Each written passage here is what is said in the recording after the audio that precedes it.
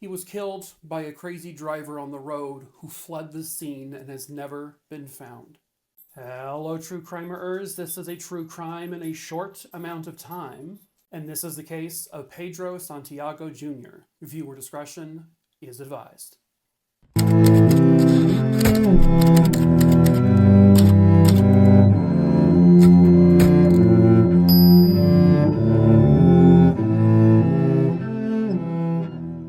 Real quick before we get started, of course, hello, my name is Mike. If you are new to the channel, I tell 3 true crime stories every week here on YouTube on Mondays, Wednesdays, and Fridays. So feel free to subscribe if you're into that crazy stuff like the rest of us are. Also, I tell short form true crime stories over on TikTok, where I'm more known. I have about 3 million followers over there or so. If you want to join that page, you can. The link to that is in the description below in the link tree, and is also going to pop up here at some point in the beginning and also at the end of the video. Also in that link tree, you'll find my merch store. We do ship all over this entire world. We sell like t-shirts and hoodies and stuff like that.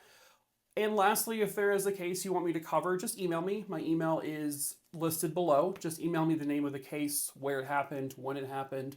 I'll add it to the list. There's 5,700 plus names on there. I pick my cases at random, so I will get to it eventually. I just can't tell you when. But let's get into today's case. Pedro Santiago Jr. was born on December 30th, 1978, and he was born in Chicago, Illinois.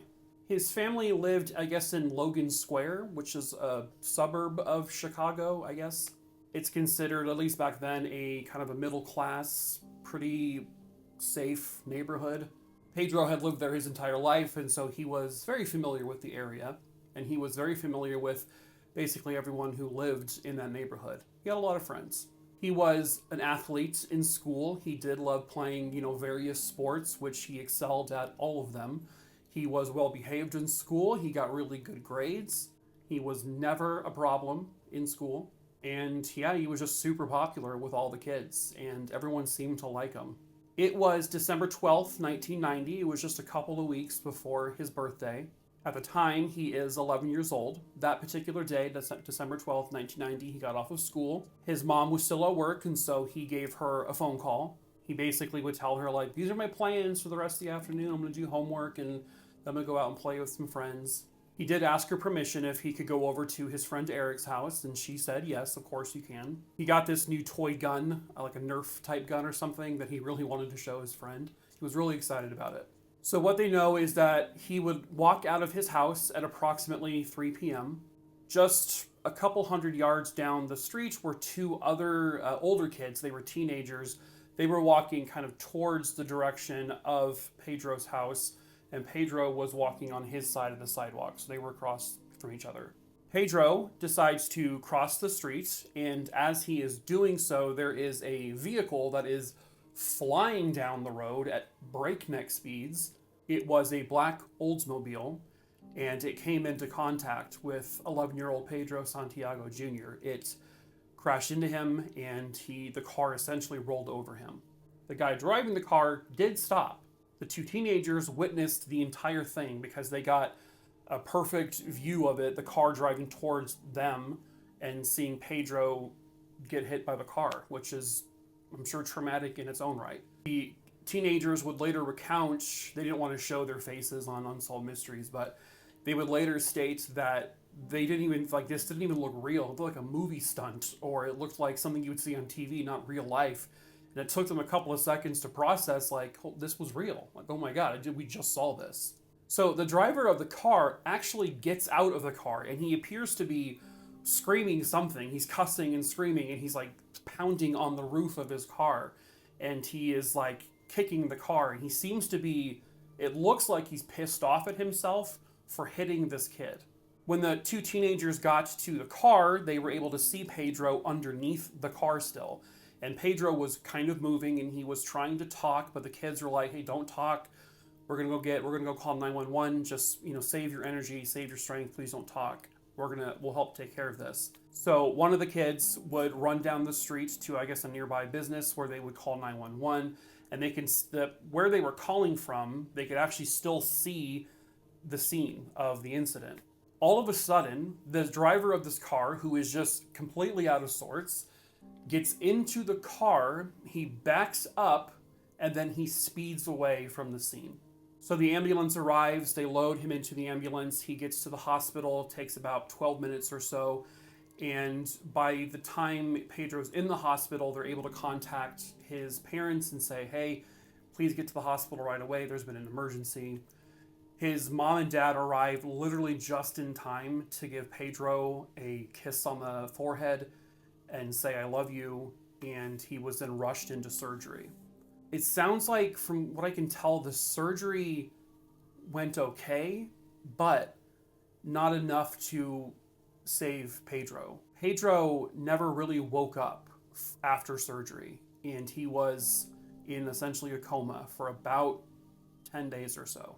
And after that 10 days, unfortunately, 11-year-old Pedro Santiago Jr. succumbed to his injuries and he died. He died on December 22nd, 1990, just 3 days before Christmas, a holiday he was really, really, really looking forward to. Not to mention, he died about a week or so before his birthday, before he could turn 12. His parents buried him the day after Christmas that year. And the fact that the driver who hit Pedro sped away, this is obviously now considered vehicular manslaughter because Pedro did die, and so they had begun to search. Well, they'd already been searching for the driver, but once Pedro died, they really amped up their, we got to find this guy. Now, according to witnesses, and I think this includes those two teenagers, they recognized the driver of the car. They knew the car. It was someone that they described as a Cuban immigrant who went by the name on the streets as Cachimba. His real name would later be revealed as Gerardo Gonzalez. Police are basically questioning everyone around town, and there may be affiliations with seedy characters in the area, and so some people may be afraid to talk to police. Pedro's dad then decides, well, I'm going to go talk to these people because I want to find this guy. So Pedro Sr. found himself at a restaurant where he talked to a man who did know Cachimba. He said that he knows that Cachimba officially left the area right, I think, on Christmas or the day before Christmas. And I guess Cachimba told this guy, or asked this guy, hey, can I borrow a lot of money because I need to move to New York, ASAP. Basically, he knew he needed to be on the run very, very soon. The witness said that Cachimba wouldn't say why he seemed to be so antsy and why he needed this money to move to New York right away, but the witness said he seemed very nervous, almost as if, are the police looking for you? What's going on? The witness, ended up giving Cachimba $100 and then never saw him again.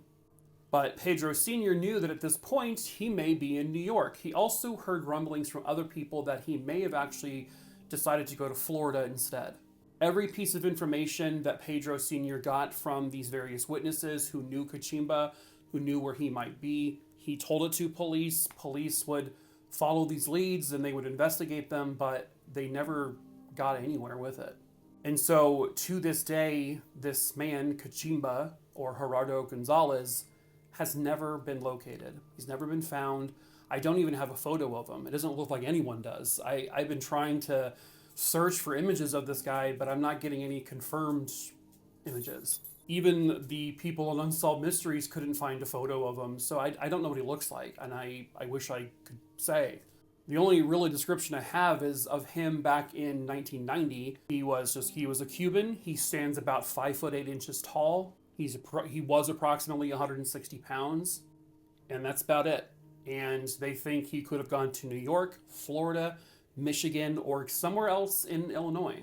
And unfortunately, without a visual of this guy, it makes it even harder to identify him because he may not be going by Cachimba anymore. He may have managed to change his name or something, but somebody somewhere out there has to know the truth.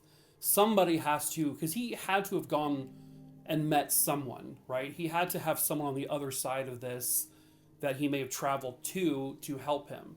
And they may not be in the same place anymore, right? They may be separated. And so maybe that person is you, and maybe you know where this guy is or where he went or what he did. Is he still alive? Is he in jail? Where is he? And so, if anyone just so happens to have the information, it's encouraged you contact the police there in Chicago, Illinois, and tell them anything you have. You can report your information anonymously. You do not have to say who you are. All you have to say is what you know, and that's it.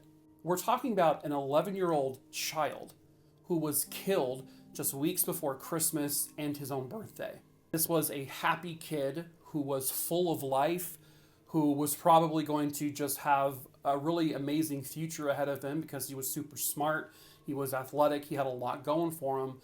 But someone took that all away from him and from his family, from his friends, from his classmates, from everyone. The world will never get to know what Pedro Santiago Jr. would have become because of this guy.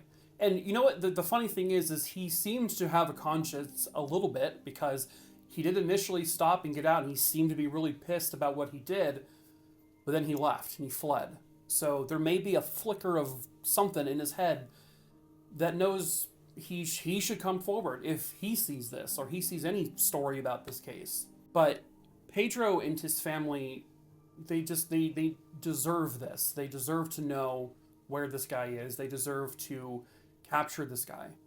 And Pedro Santiago Jr. should get the justice he very rightfully deserves. But that is it for this case, True Crime, a Rooney Dooney Dingleberry Dongs. I hope you found it interesting. As usual, please subscribe, give this video a like so more people can see it, because you never know, the right person could see it. Just takes that one person seeing anything about this case, not just my video, any video about it. That's all that really matters, and just helping this family get the answers they deserve. And then also, make sure you follow me over on TikTok if you want to. The link is in the link tree below. It's going to pop up here at some point as well. And check out the merch store. You can recommend a case to my email address. And that is it.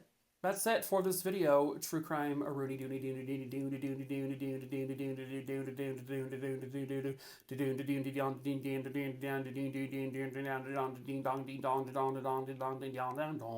Dooney Dooney. Ugh. Sometimes I need to be rebooted. You need to Control-Alt-Delete me, and that usually entails a smack across the face, and so I have to be the one to do it, and it's very painful, but sometimes it just happens because I'm an old computer. I'm basically an Amiga, right? And so sometimes you just gotta, maybe the little dusty, blowy things, and like clear out, you know, everything. And where am I going with this? I have no idea. I could have just said bye, but I didn't. I did all of that insane stuff like an insane person would do, because I'm insane.